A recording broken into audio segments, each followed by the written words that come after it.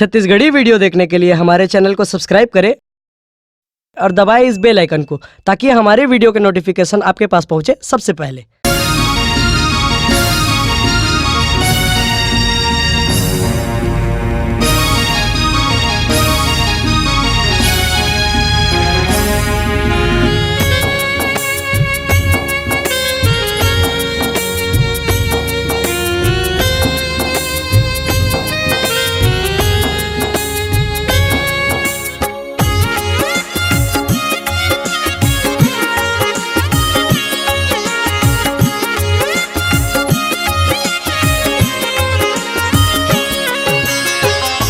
मर जहाँ ससुराल तोर जाए के पहिले, मर जहाँ ससुराल तोर जाए के पहिले, औ फिल हो ही हाथ का छपाए के पहले, फिल हो ही हाथ का छपाए के पहले। मर जहाँ ससुराल तोर जाए के पहिले, मर जहाँ ससुराल तोर जाए के पहिले, औ फिल हो ही हाथ का छपाए के पहिले, फिल हो ही हाथ का छपाए के पहिले। मर जहाँ ससुराल तोर हो।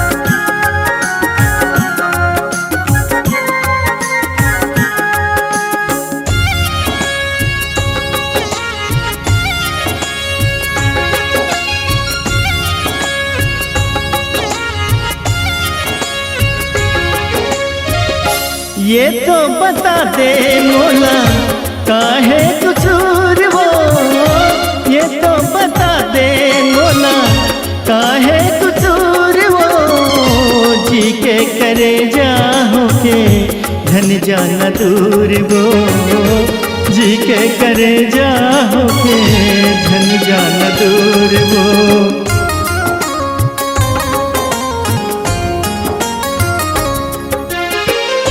मड़वा के डार तोर हो, मड़वा के डार तोर कटाए के पहिले, मड़वा के डार तोर कटाए के पहिले, फिल हो ही हाथ का छपाए के पहिले, फिल हो ही हाथ का छपाए के पहले।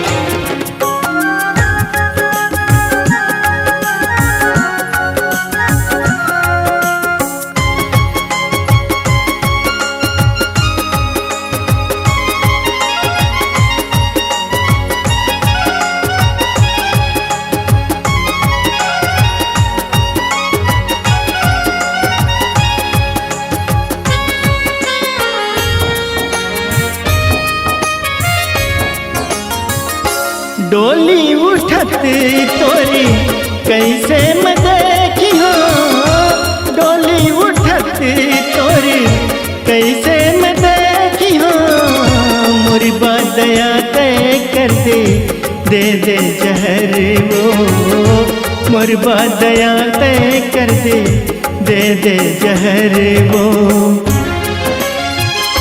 डोली उठे के पहली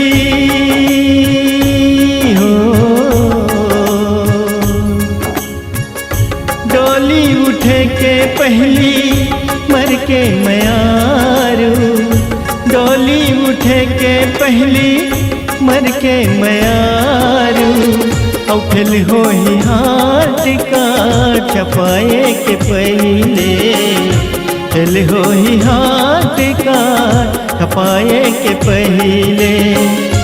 मर जहाँ ससुराल तोर जाए के पहले, मर जहाँ ससुराल तोर के पहले और फेल हो ही हाथ का छपाए के पहले फेल हो ही हाथ का छपाए के पहले फेल हो ही हाथ का छपाए के पहले।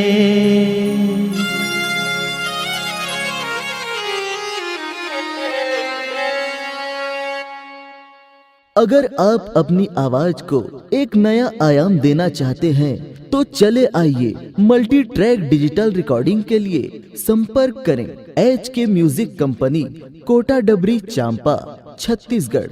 मोबाइल नंबर है 9329238487 और 8085380339।